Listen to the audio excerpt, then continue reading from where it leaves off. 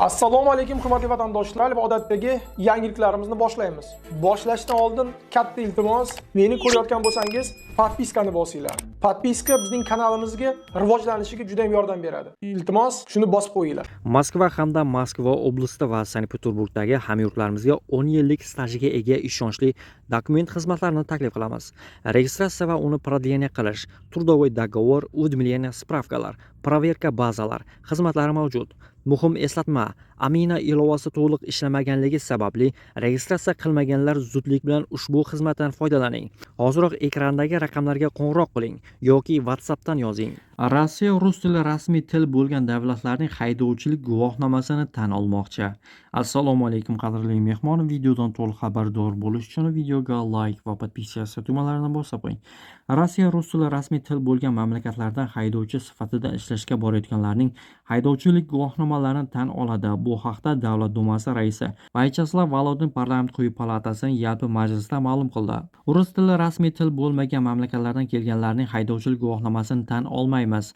Bunda ushbu davlat fuqarolari qoidalar va imtihonlardan o'tishi kerak. Shundan keyingina ularning haydovchilik guvohnomasini tan olish mumkin bo'ladi, deydi Volodin. Shuningdek, Rossiyada chet elliklarning haydovchilik guvohnomasini tan olishda rus tilini bilish asosiy masala ekanini ta'kidladi. Uning qo'shimcha qilishicha, Rossiyaga borayotgan va u yerda ishlashni haydovchilar uchun bir qator talablar bor. Rossiyaning amaldagi qonunchiligiga ko'ra, xorijiy haydovchilik guvohnomalari Rossiyada tan olinadi. Ular rus tiliga tarjima qilingan va notarial tasdiqlangan bo'lishi kerak.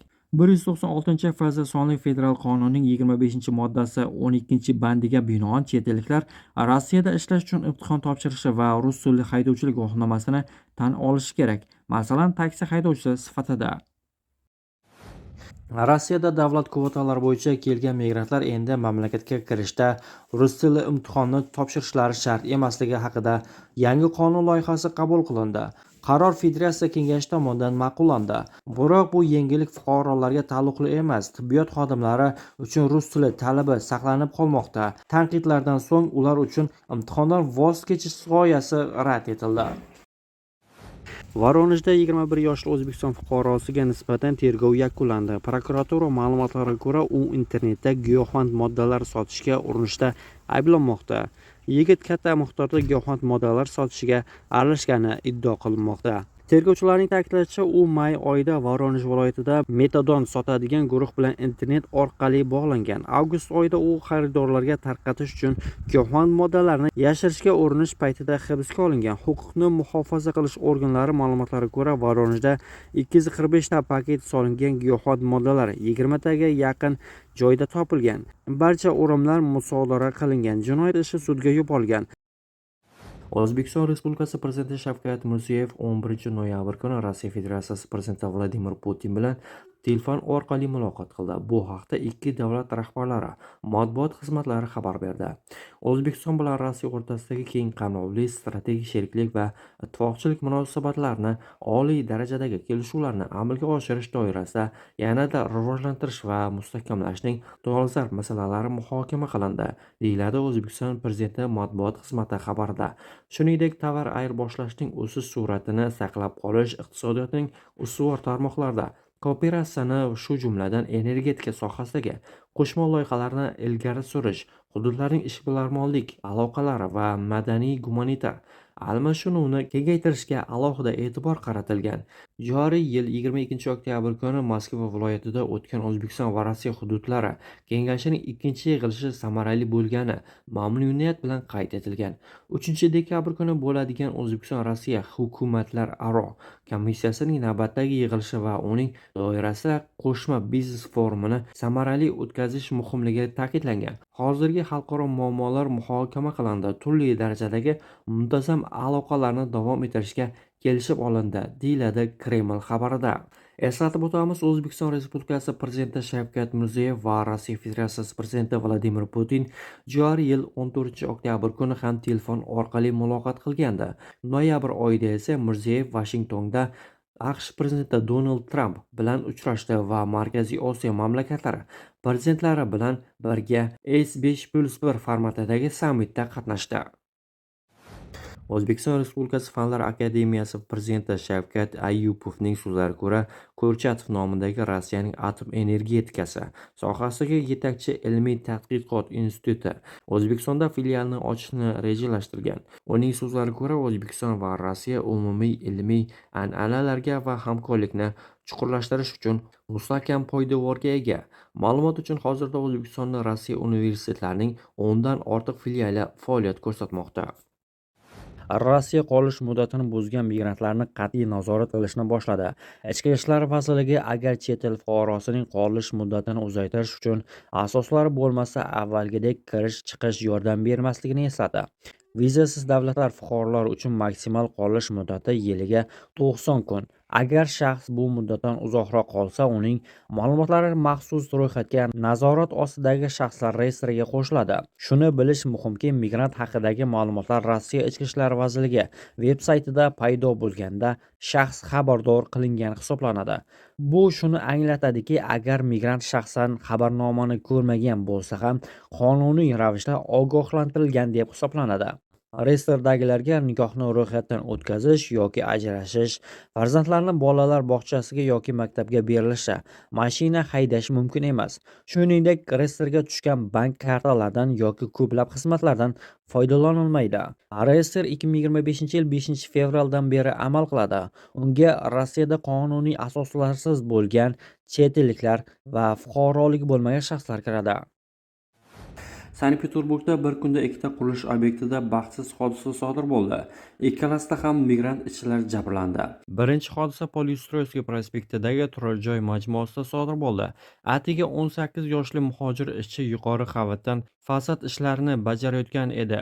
U devorning boshqa qismiga yetib borish uchun xavfsizlik panjarasiga chiqqan. Biroq panjara sinib, migrant pastga yiqilib tushgan. Yigit o'sha joyning o'zida vafot etganligi aytilmoqda. Ikkinchi hodisa Svetlana qishlog'idagi qurilish maydonchasida 30 yoshli suvoqchi bilan ro'y berdi. U o'zini yomon his qilib, balkonga chiqqan. Qurilish maydonchasida xavfsizlik panjaralari yoki ogohlantirish belgilari bo'lmagan. Ishchi o'zini tuta olmay, sirpanib ketgan va balandlikdan yiqilib tushgan. U og'ir ahvolda kasalxonaga olib ketildi. Mehnat inspeksiyasi vakili asosiy sabab ishning yomon tashkil etilganligi ekanligini ma'lum qilgan. Rossiyaning Ukrainaga bosqinchilik yurishini boshlaganidan to bugunga qadar dunyo siyosiy maydonida misli ko'rilmagan o'zgarishlar yuz berdi. Kuchlar muvozanati eski qobig'idan mutlaqo chiqib ketdi. Kreml so'nggi 25 yil davomida misqollab yiqqan obro'sini chelaklab to'kib yubordi. Uning vazni postsovet hududidagi ta'siri inqirozga uchradi. Umuman olganda juda ko'p narsalar o'zgardi. Ammo faqat bir narsa eski tos, eski hammomligicha qoldi. Bu Rossiyaning davlat darajasidagi mehnat muhojirlarga bo'lgan munosabati. Rasmiy Moskvaning pul topish ilinjida ham, o'z moliyaviy ahvoliga ham Rossiya mehnat bozoriga ko'mak beradigan muhojirlarni sariq chaqaga ilmasdan davom etishda hech qanday o'zgarish yo'q. Hatto bu holat o'zining chirkin ko'rinishi va cho'qqisiga chiqib, Rossiyaning mehnat muhojirlarini odam o'rnida ko'rmaslik borasidagi asl basharasini yanada ochib tashladi. Ayniqsa bu vaziyat boshqa davlatlar bo'lib ham o'ziga ittifoqchi bo'lganlarning fuqarolarini ochiqdan ochiq bosqinga jalb qilish kabi o'ta manfur qadamlarda namoyon bo'lmoqda. Bu esa nafaqat inson huquqlarini, balki unga qo'shib o'sha davlatlarni o'zini ham bir tengga olmaslik, teng ko'rmaslikdan boshqa narsa emas. Bu o'z o'rniga. Bugun bu haqida gaplashmoqchi emasmiz. E'tiboringiz markazida yana Qalampir.uzning Rossiyaga bormang nomli seriyali ko'rsatuvining navbatdagi soni. O'zbekistonliklar Putinning Ukrainadagi shafqatsiz bosqinda chetga yo'llanganlar ichida karvonboshilik qilayotgani ochiqlandi. Aslida O'zbekiston bilan bog'liq ushbu o'ziga xos antirekord joriy yil yozdayoq urib bo'lgandik. Bu dahshatli raqamlar yil boshidan buyon ko'pchilikni hayratga solib kelmoqda. Ukrainada faoliyatini boshlagan Xochu-Jit, ya'ni Yashashni xohlayman nomli loyihadan ko'pchilikning allaqachon xabari bor. Bu loyiha Ukraina Mudofaa vazirligi va Bosh razvedka boshqarmasi ko'magida tashkil etilgan. Yashashni xohlayman loyihasi asosan Rossiya tomonidan yo'llangan va bosqinda jon taslim qilgan yoki bedarak yo'qolgan chet el fuqarolarining ro'yxatini shakllantirib, ular haqida ma'lumotlar yig'ish bilan shug'ullanadi. Yashashni xohlayman tomonidan Ukrainaga bosqinda qatnashish uchun Rossiya bosqinchi kuchlari bilan shartnoma imzolagan 1110 nafar O'zbekiston fuqarolarining ismi-shariflari e'lon qilinganda, o'shanda ushbu loyihaning ijtimoiy tarmoqlardagi sahifalarda e'lon qilingan xabarda bu ro'yxat faqat fuqarolarni hisobga olingani, ammo qolgan etnik o'zbeklar ham inobatga olinsa, raqamlar yanada kattarishi ta'kidlangan. So'nggi ma'lumotlarga ko'ra, 2025-yil hisobiga 1,8 million o'zbekistonlik Rossiyaga qadam qo'ygan. Aksariyati mehnat qilish vaji bilan borgan. Bunday katta raqamdagi o'zbekistonliklar Rossiya uchun oson o'ljaga aylanishda davom etmoqda. Ular Putinning qonli menyusidagi eng yengil hazm qilinishi mumkin bo'lgan xo'rakka aylanganligi achinarli holat. Shu bois o'zga davlatga qarshi bosqin harakatlarini olib borayotgan mamlakatga borish bugun eng yomon qarorlardan biri bo'lishi mumkin. Biz esa shunchaki Rossiyaga bormang degancha ushbu nom ostidagi ko'rsatuvning navbatdagi sonini yakunlaymiz. Manba: Qalampir.uz